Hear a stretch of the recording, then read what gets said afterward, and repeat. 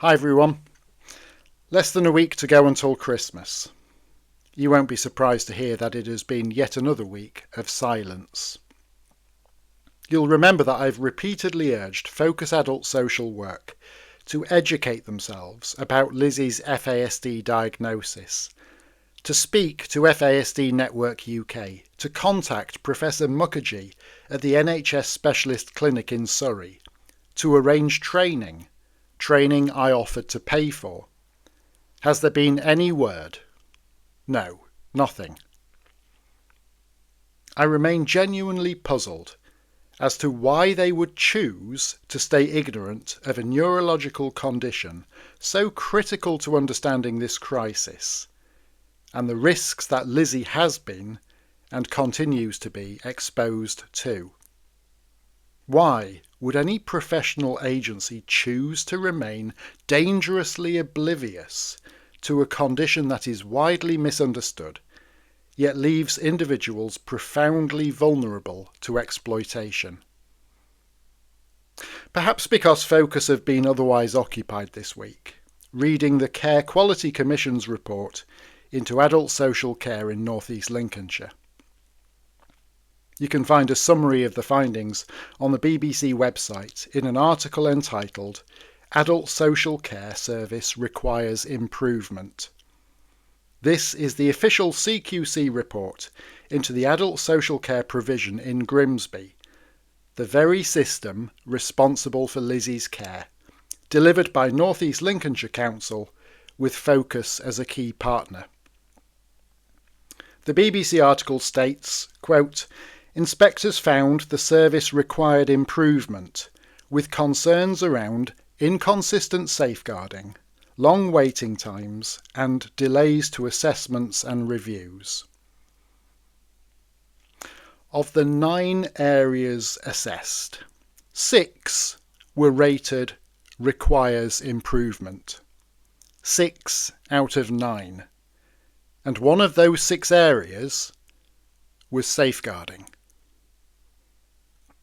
At any point, Focus Adult Social Work could take steps to resolve this crisis, a crisis they have been deeply involved in since the moment they gave the green light for Lizzie to be taken by Coral.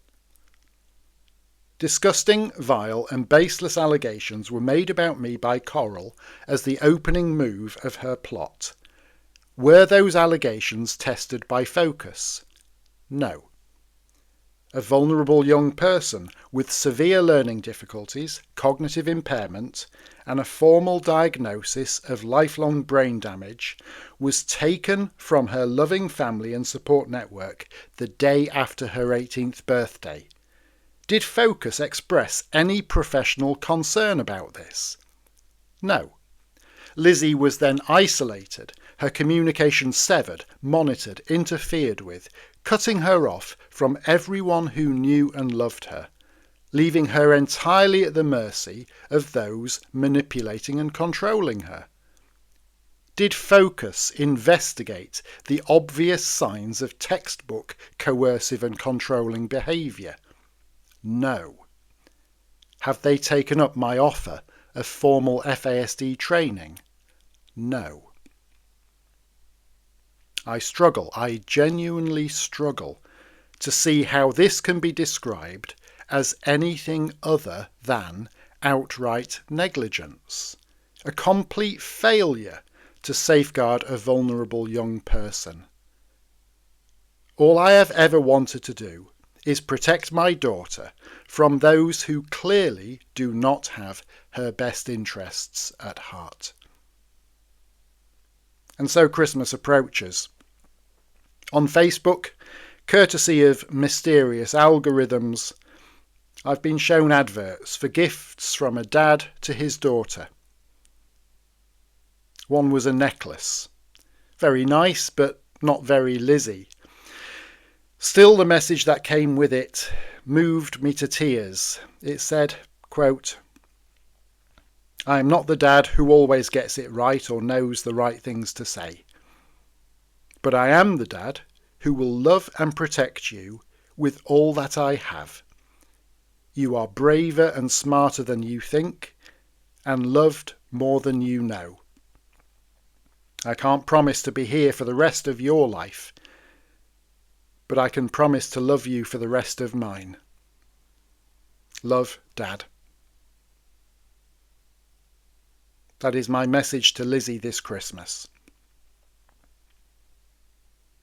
Focus, there is still time before Christmas for compassion, decency, humanity, and consideration. I urge you, hear what I am saying, what I have been saying from the very beginning, because it is the truth. Please hear my heart as Lizzie's dad. Change your stance. Engage in dialogue. Act to resolve this crisis rather than deepening it. To my listeners and followers, to the army of angels, to my friends and family, and to my daughter Lizzie, I wish you all a very happy Christmas. Until next time, bye for now.